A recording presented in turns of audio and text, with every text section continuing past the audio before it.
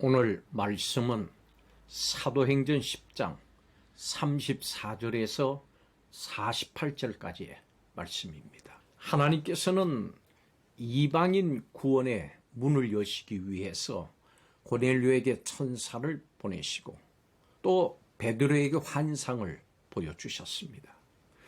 하나님께서 유대인들이 생각하기에 부정한 짐승들을 담은 보자기를 하늘로부터 베드로에게 내려주시면서 이 보자기에 담겨있는 짐승들을 잡아 먹으라고 말씀하셨습니다. 이에 베드로는 부정한 짐승을 지금까지 먹은 적이 없다고 말씀을 드립니다. 이 일이 3번 반복됐습니다. 베드로가 이 환상의 의미가 무엇인가를 생각할 때 고넬료가 베드로에게 보낸 사람들이 도착을 했습니다. 성령께서는 베드로에게 주저하지 말고 그들을 따라서 고넬료에게 가라고 지시하십니다. 베드로는 그들을 영접해서 유숙하게 한 후에 그 다음날 그들과 함께 고넬료가 살고 있는 가이사라로 떠났습니다.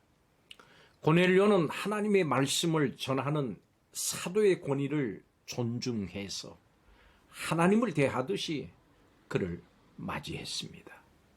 베드로는 고넬료가 보낸 종들을 집 안으로 영접해서 유숙하게 하고 그 또한 이방인 고넬료의 집에 들어가서 그의 가족과 친구들과 교제를 합니다.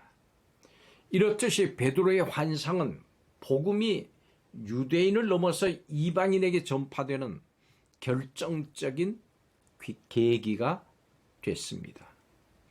베드로는 경건한 다른 유대인들처럼 이방인들을 부정하게 여겼고 그들과 가까이 교제하면 자신도 부정하게 된다고 생각을 했습니다. 그렇지만 하나님께서는 이런 베드로의 잘못된 생각을 바로잡아 주셨습니다. 여러분, 부모가 어린 자녀에게 어떤 일을 설명하는 것이 어려워서 그냥 지시만 할 때가 있습니다. 자녀가 부모를 신뢰하면은 이해할 수 없어도 믿고 따릅니다. 하나님의 뜻은 우리의 이해를 뛰어넘습니다. 일단 순종하고 나면 시간이 흐른 뒤에 이해가 되기도 합니다. 믿음의 첫걸음은 이해가 아니고 순종입니다. 오늘 말씀에서 고넬료와 베드로에게 일어난 이 일을 통해서 이해가 되지 않아도 순종하는 믿음에 대해서 살펴보겠습니다. 첫째로 고넬료가 베드로에게 사람을 보냈습니다. 고넬료는 환상 중에 베드로에게 사람을 보내라고 하는 천사의 지시를 받았습니다. 고넬료는 왜 베드로라고 하는 사람을 만나라고 하는지 알 리가 없었습니다. 그렇지만 고넬료는 하나님의 지시를 받은 즉시 사람들을 보냈습니다. 이해에 앞서서 명령에 순종한 겁니다. 군대의 장교였습니다마는 하나님께서 보내신 천사의 음성에 마치 말단 군인처럼 순종했습니다. 고넬료는 주님이 베드로에게 명하신 것을 듣고 싶은 마음으로 가득했습니다. 주님의 말씀을 들으면서 인생의 길을 지도받기를 열망했습니다. 고넬료는 기도하면서 구제하는 사람이었고 또 묵상하면서 행동하는 사람이었습니다. 고넬료의 순종은 그가 가진 믿음의 진정성을 보여줍니다. 이렇게 믿음에는 행동이 뒤따라야 합니다. 행함이 없는 믿음은 죽은 믿음이라고 했습니다. 행함으로 믿음을 보일 수 있습니다. 두 번째로 베드로가 고넬료가 보낸 사람들을 따라갔습니다. 베드로도 환상을 봤습니다. 처음에는 의아했습니다마는 하나님께서 보여주신 것이기 때문에 무시하지 않았습니다. 그래서 고넬료가 보낸 사람들이 왔을 때 즉시 그들을 영접을 했고 함께 가라고 하시는 하나님의 음성에 순종했습니다.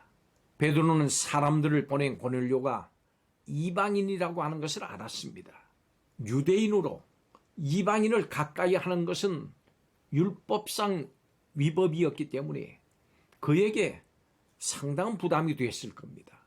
그렇지만 하나님께서 지시하셨다고 하는 이 사실만으로도 순종할 만한 충분한 이유가 됐습니다. 베드로는 그들을 따라 나섬으로 하나님께 길을 맡겼습니다. 그는 예수님이 예언하신 대로 자기 인생을 자의적으로 살지 않고 하나님의 인도하심을 받는 믿음의 사도였습니다. 마지막 세 번째로 순종은 믿음의 열매입니다. 고넬료가 환상의 의미를 미리 알았던 것은 아닙니다. 그렇지만 고넬료는 하나님의 지시에 순종했습니다. 베드로도 환상 자체를 이해한 것이 아닙니다. 그렇지만 베드로도 하나님의 지시에 순종했습니다. 순종은 이해를 근거로 하질 않습니다. 순종은 하나님의 명령과 지시에 근거하는 것입니다.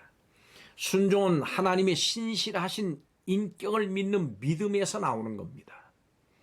아브라함처럼 갈 바를 알지 못합니다마는 순종하고 가는 이것이 바로 믿음입니다. 아들 이삭을 바치라고 하는 어쩌면 비상식적인 명령에도 순종했기 때문에 아브라함은 하나님으로부터 그 믿음을 인정받았습니다. 이렇게 순종할 때 믿음이라고 하는 열매를 맺게 됩니다. 하나님의 말씀은 우리의 현실 생활에 비추어 볼 때 때로 비현실적일 수 있습니다. 이해되지 않는 일은 하나님의 섭리와 역사를 의심하게 만듭니다. 우리가 하나님의 계명을 지키고 말씀에 순종하는 것은 이해하기 때문이 아니라 하나님을 신뢰하기 때문입니다. 오늘 이 말씀에 대한 성도들이 전적으로 하나님을 신뢰하고 순종하는 삶을 사는 성도들이 되시기를 주님의 이름으로 축복합니다. 기도하겠습니다. 하나님께서 이방인 구원의 뜻을 이루시기 위해서 고넬료와 베드로를 사용하셨듯이 이 시대에 하나님의 뜻을 이루기 위해서 오늘 말씀을 대하는 성도들을 사용해 주시옵소서. 고넬료와 베드로의 전적인 순종을 통해서 하나님의 뜻이 이루어진 것처럼 오늘 이 말씀에 대한 성도들에게 다시 한번 이해되지 않아도 하나님의 뜻과 말씀에 순종하는 삶을 살겠다고 결단하고 다짐하게 하여 주옵소서. 이 다짐과 결단하는 성도들을 주님 사용해 주시고 이 시간 복 내려 주시옵소서. 감사드리며 예수님의 이름으로 기도하옵나이다. 아멘.